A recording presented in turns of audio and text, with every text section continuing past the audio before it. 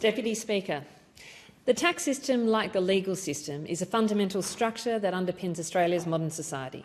It raises the revenue we need to pay for government services, it redistributes national prosperity, and it has the power to promote or stifle investment and activity in our economy.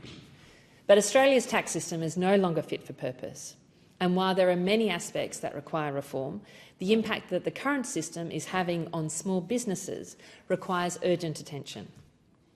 Like the members who've spoken previously, I grew up in small business. I've run a number of small businesses in my time, and this group of people who are driving the economy, who employ 42% of private sector workers, are an incredibly important part of my electorate and our community. But small businesses represent a declining share of Australia's GDP. They currently represent around 33% of economic activity, down from 40% from 2006. And it's getting worse.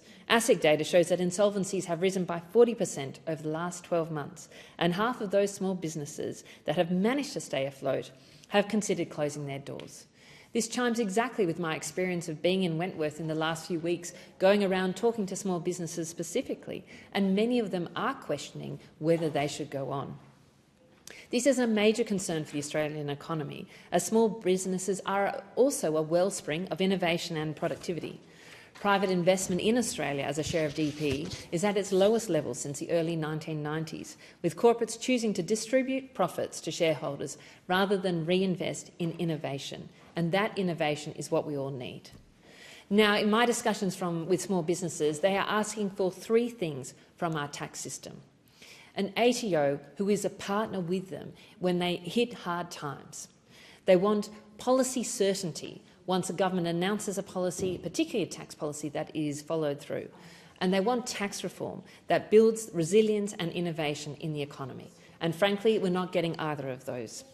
Firstly, let's talk about our Central Tax Agency, the ATO. It's a hindrance rather than a helper. In a recent survey released by ACCI, the ATO was listed as by far the most difficult agency to deal with in terms of meeting compliance requirements for small to medium businesses, with over half of businesses saying the government could be doing a better job, and it should be.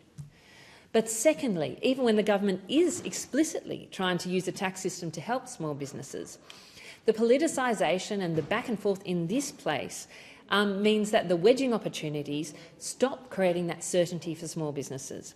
We saw this with the small business instant asset write-off that Labor promised to deliver in last year's budget, but only managed to pass the legislation in the dying days of last financial year.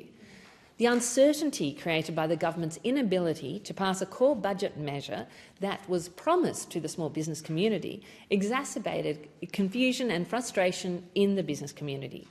I was hearing stories of small businesses from my community where owners were stuck in limbo, waiting for confirmation that they could upgrade equipment, or worse, assuming that because the government had announced it, that it would go through, and so made investment decisions without realising that it hadn't passed the Houses of Parliament and it was stuck in the Senate.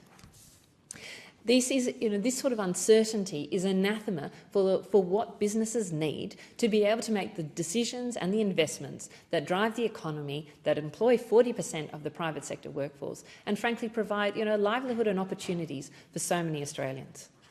And it's not just the ATO and it's not just the politicisation of policies here in Parliament. It's also that the government and, frankly, this Parliament, both this Parliament and previous Parliaments, have not addressed the major tax reform that this economy needs and that small businesses need.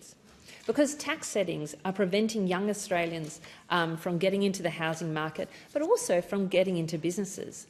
When I talk to the business community, there's a plea to say, harmonise things like the payroll tax, make it simpler for us, and they still don't understand, and I don't either. Why is there a tax on employing people in this country? Why is stamp duty holding people back from making efficient economic decisions and proper investment decisions? How can we be driving a tax system that actually rewards innovation and investment rather than holds it back? Now, it's not just the business sector where this matters. This is also in the community sector. This affects young Australians who can't get into the housing market, who don't see the prospect of ever owning their own home. Urgent tax reform is needed, and it's much more comprehensive than either of the major parties have contemplated because of their political wedging. It's time for change.